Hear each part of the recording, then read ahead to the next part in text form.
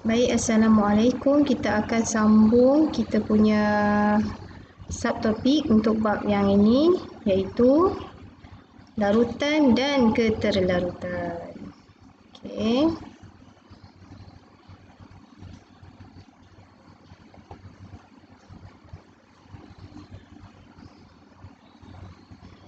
Okey, untuk larutan dan kadar keterlarutan. Okey, kita tengok kepada yang pertama iaitu zat terlarut, pelarut dan larutan. Okey, apa beza di antara zat terlarut, pelarut dan larutan? Okey, cuba tengok dekat situ gambar Milo ais. Kamu selalu buat kan Milo ais ni. Tak kisahlah kopi ais ke Milo ais ke teh ais ke. Dan ketiga-tiga tu melibatkan yang cikgu cakap tu lah, zat terlarut, pelarut dan larutan. Okey, yang pertama, zat terlarut tu adalah bahan yang boleh larut dalam sesuatu cecair. Okey, macam kamu punya tu lah, air Milo tu yang serbuk tu, itu kita namakan sebagai zat terlarut. Okey, lepas tu kita ada garam, kita ada gula. Okey, maksudnya bahan yang boleh larut dalam air kita panggil sebagai zat terlarut. Atau dalam bahasa Inggeris kita panggil sebagai solute lah. Okey. Pelarut dalam bahasa Inggeris kita panggil sebagai solvent. Okey, cecair yang boleh melarutkan bahan yang lain. Okey, apa-apa cecair yang boleh melarutkan bahan lain dan contoh yang paling mudah adalah air. Yang ketiga adalah larutan. Okey, larutan ni dia akan terhasil apabila kita campurkan zat terlarut ni dengan pelarut. Okey, contohnya kita tengok air Milo yang sedap ni. Air Milo yang sedap ni kita buat macam mana? Mula kita ambil Milo dan kita ambil susu kan. Okey, kita campurkan Milo dan juga susu. Maknanya Milo itu adalah dan susu itu adalah zat yang terlarut dan air yang kita gunakan untuk melarutkan Milo dan susu tu kita namakan sebagai pelarut. Dan air Milo yang kita dapat tu kita namakan dia sebagai larutan. Okey. So larutan adalah campuran zat yang terlarut dengan pelarut. So contoh di sini yang paling mudah dibagi kat kamu adalah larutan gula atau kamu panggil sebagai air gula. Okey, contoh-contoh larutan. Okey. Yang pertama di situ adalah air laut. Sebab dalam air laut ni kita tahu dia ada banyak jenis mineral yang ada dekat dalam tu. So itu adalah larutan semula jadilah. Okey, kemudian cuka. Okey. Kemudian minuman berkarbonat. Itu adalah contoh larutan. So kita tahu minuman berkarbonat pun banyak benda yang kita tambahkan di dalam satu tin minuman. Okey. Kita tengok ampaian. Gambar Milo ais juga. Tapi Milo ais kali ni dia ada atas ni. Milo ais tabur. Ampaian. Ampaian ni dihasilkan apabila cecair tu mengandungi bahan yang tidak boleh larut. Okay, sebagai contoh, kalau kamu buat air teh menggunakan serbuk teh tu, okey, kalau guna uncang dia tak ada masalah lah sebab serbuk teh tu berada dalam uncang. Tapi sekiranya kamu tak menggunakan uncang dan kamu masukkan serbuk teh tu dan kamu masukkan air panas. Okay, serbuk teh tu dia tidak akan melarut di dalam air panas. So dia akan tinggal sebagai ampaian. So sebelum kamu minum biasanya kita kena tapis dulu. Okey. So ampaian ni biasanya kelihatan keruh dan juga legap. So bahan yang tidak larut ni akan termendap ataupun dia terapung. Termendap tu maksudnya dia berada di bahagian dasar lah, di bahagian bawah gelas tu, bahagian bawah bekas. Manakala yang terapung dia akan berada di bahagian atas bekas. Okey.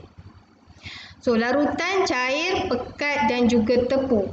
Okay, apa bezanya? Kita nak tengok bezalah di antara larutan cair ni, larutan pekat dan juga larutan tepung. Okey. Kepekatan satu larutan ni dia akan bergantung kepada kuantiti zat terlarut. Maksudnya berapa banyak zat terlarut, bahan larut tadi yang kita masukkan ke dalam larutan tadi. Okey. So bagi pelarut pada suhu dan isi padu tertentu, okey.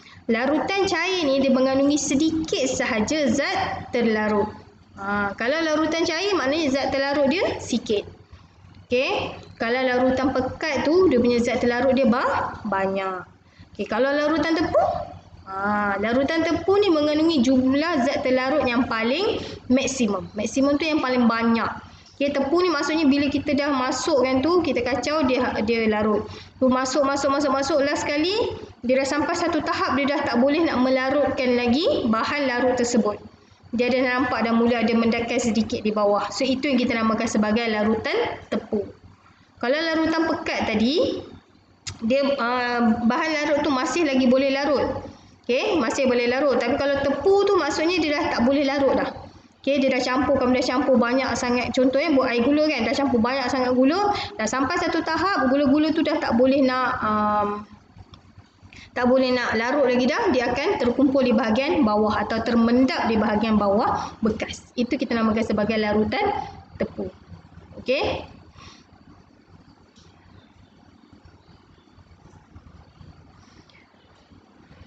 Okey, ini adalah contoh. Tadi yang cikgu cakap tadi, kalau contohnya air yang kita gunakan sama. Yang di sini pada bika yang pertama 100 ml, bika yang kedua pun isi padu air dia mesti samalah kalau kita nak tahu jenis tindak balas tu macam mana, larutan apa yang kita dapat.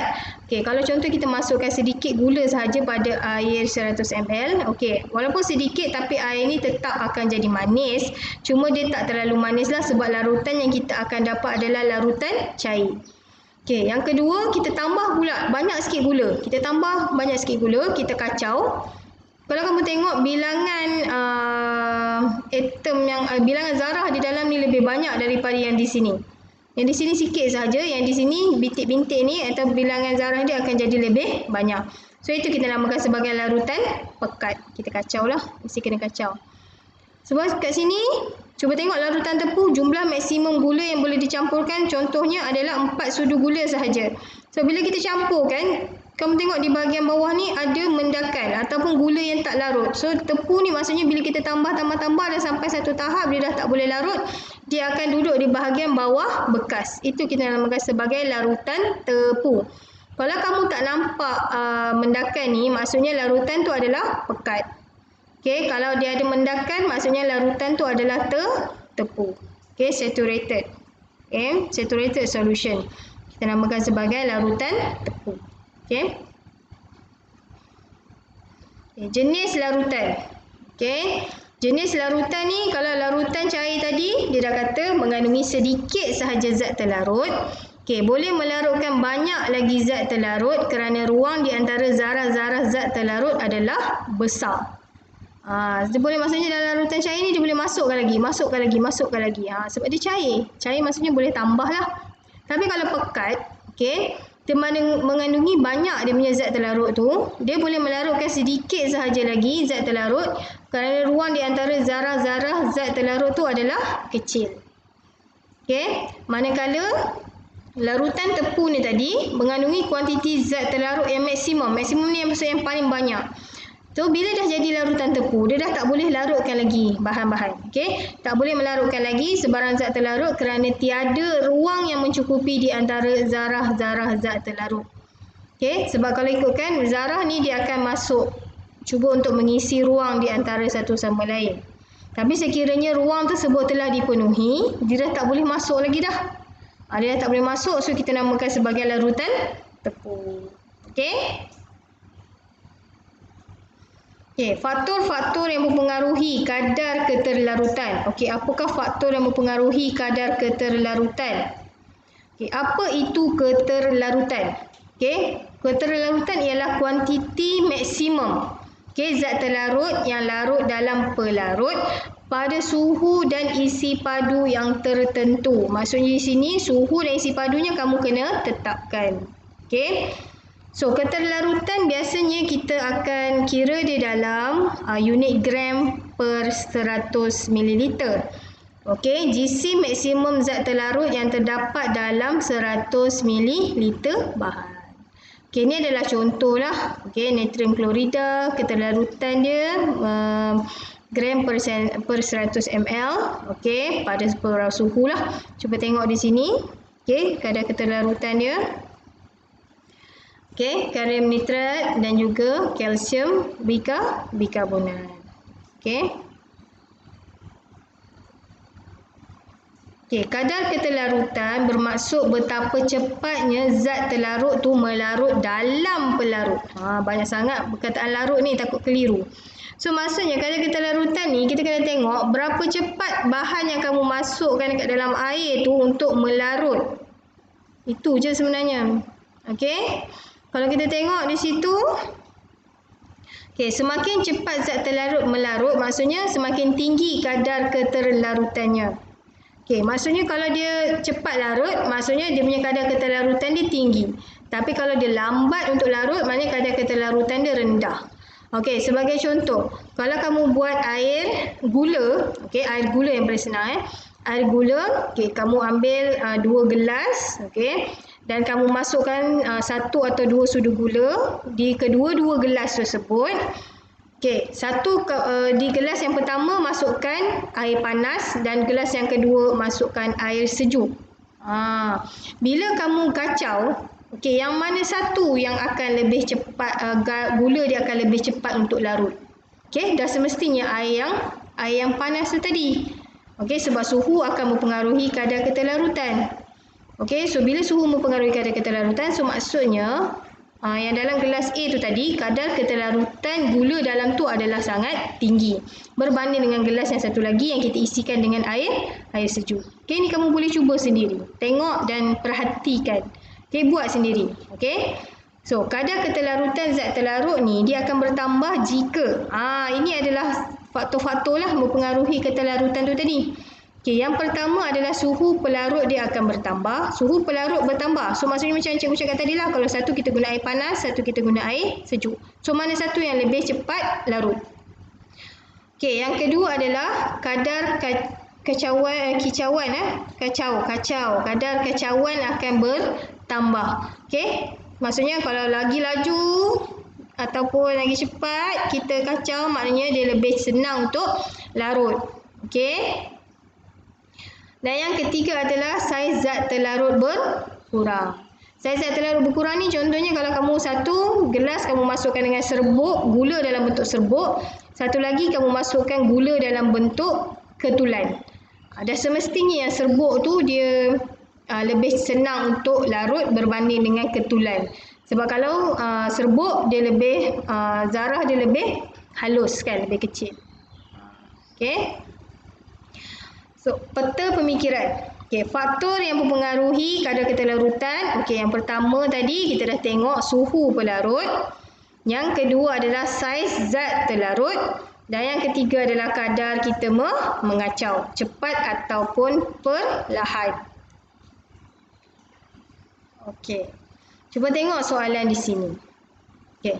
Ibu Eli ialah seorang penjaja makanan. So, Eli selalu membantu ibunya menyediakan air gula yang akan digunakan untuk membuat minuman. So, apakah pelarut yang digunakan untuk menyediakan air gula? So, bagaimanakah Eli menyediakan air gula dengan lebih cepat? Kedua soalan yang berbeza. Yang pertama, apakah pelarut yang digunakan untuk menyediakan air gula? So, kalau air gula mestilah kita gunakan air. Yang kedua, macam mana soalan dia adalah macam mana Eli tu boleh sediakan air gula tu dengan lebih cepat. Sebab kita dah tengok tadi faktor-faktor yang mempengaruhi dia. Okey, yang pertama dia boleh mengacau larutan tersebut. Kacau dengan lebih cepat. Kacau cepat maksudnya air tu akan bahan larut tu akan larut dengan lebih cepat, so kita akan dapat larutan dengan lebih cepat. Yang kedua, kita gunakan dengan cara meningkatkan suhu atau kita gunakan air panas atau kita panaskan larutan gula. Kita boleh campurkan air panas dalam gula atau kita campurkan dahulu gula dan air dan kita panaskan di atas dapur. Itu maksudnya memanaskan larutan gula. Okey, kemudian yang tadi tu kita kaitan yang ketiga adalah tentang saiz bahan larut kan. So kita boleh gunakan gula halus. Okey, gula halus tu maksudnya saiz butir gula dia akan jadi lebih kecil. So kita boleh gunalah salah satu sebab kita ada 3 tadi faktor tu. Yang pertama adalah tindakan mengacau, yang kedua adalah suhu pelarut dan yang ketiga adalah saiz bahan larut. So kita boleh ambil salah satulah macam mana kaedah kita untuk dapatkan larutan itu dengan lebih cepat. Okey? Cikgu harap setakat ni kamu fahamlah apa yang cikgu terangkan. Okey? Okey, kemudian kita ada satu benda yang kita namakan sebagai koloid. Koloid ini adalah campuran yang tidak mudah untuk kita pisahkan. Apa itu koloid? Jenis-jenis koloid, okey, yang pertama adalah busa. Busa ni macam buih lah. Okey, campuran gas dan juga cecair. Kemudian kita ada busa cukur, kita ada krim putar, whipping cream tu, dan juga busa sabun. Okey. Kemudian kita ada emulsi. Dalam bahasa Inggeris emulsion lah. Okey, dia percampuran dua atau lebih jenis cecair. Sebenarnya dua atau jenis lebih cecair yang berbeza ketumpatan dia sebenarnya emulsion ni. Okey, contohnya minyak dan air. Okey.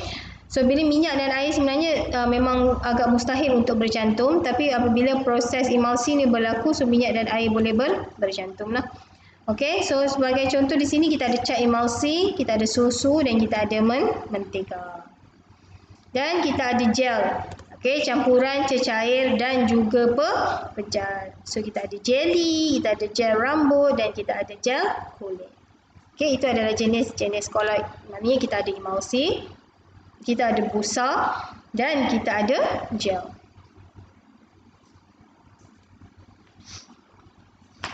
Okey, seterusnya kita tengok air sebagai pelarut semesta. Okey, air sebagai pelarut semesta. Pelarut semesta ni maksudnya apa? Dia boleh melarutkan hampir ke semua bahan. Hampir semua. Cikgu tak kata semua, okey? Kata hampir semua. Okay, larutan yang menggunakan air sebagai pelarut ni kita panggil sebagai larutan aqueous.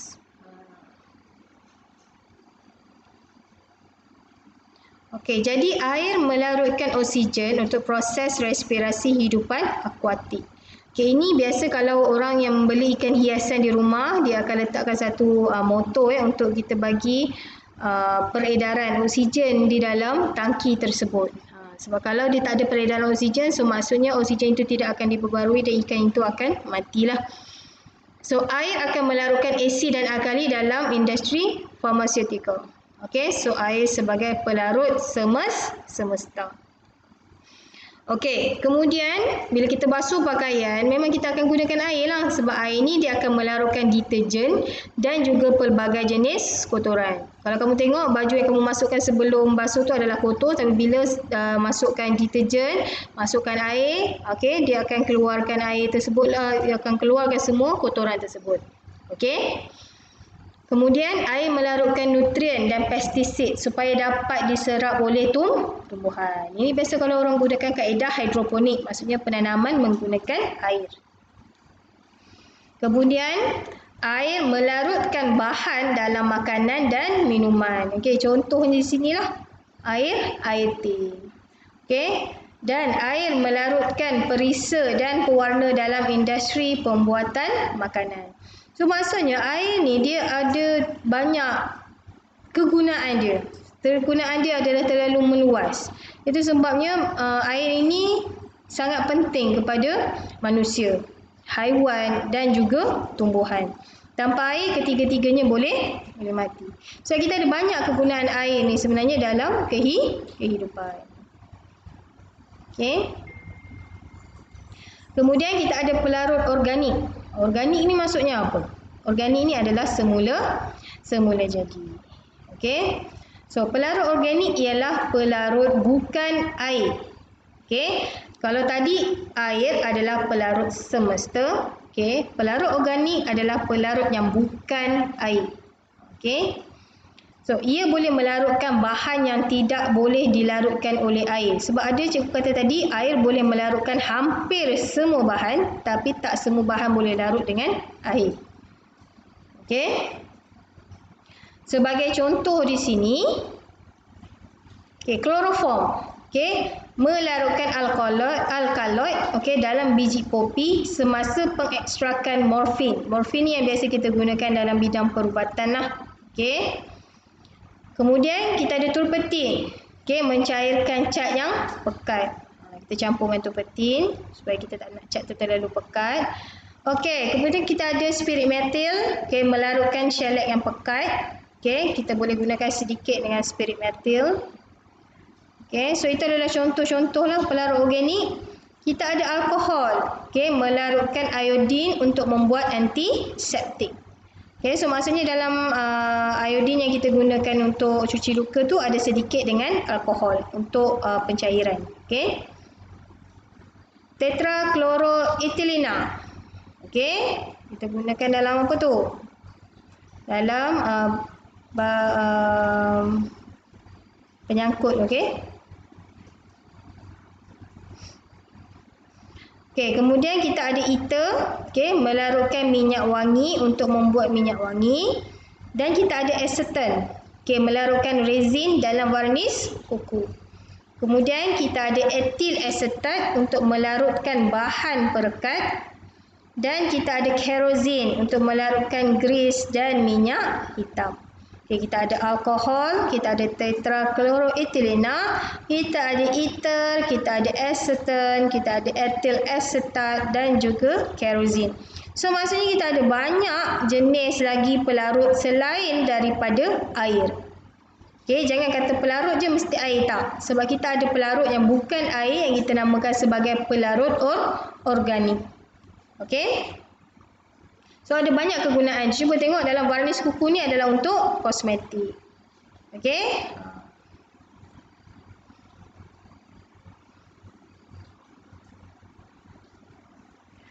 Okey, cuba tengok di situ. Rajah di bawah menunjukkan 4 helai kemeja T dengan kotoran yang berbeza.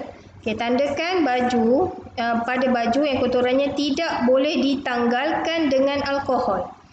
Okey. Cuba tengok di situ, yang pertama adalah cat, yang kedua adalah iodin, yang ketiga adalah shellac dan yang keempat adalah kanji.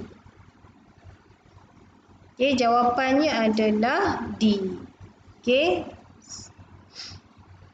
Yang D adalah kanji. Yang lain semua kita boleh gunakan alkohol. Okey. Okey, itu saja untuk bab yang 5.2 iaitu larutan dan kadar keterlarutan. Untuk larutan dan kadar keterlarutan, okey, kamu punya kerjanya adalah daripada muka surat 52 sehingga 54 yang di bahagian atas itu untuk C. Okey. Okey, itu saja untuk subtopik kita yang kedua iaitu larutan dan kadar keterlarutan. Okey, kita jumpa lagi. Assalamualaikum.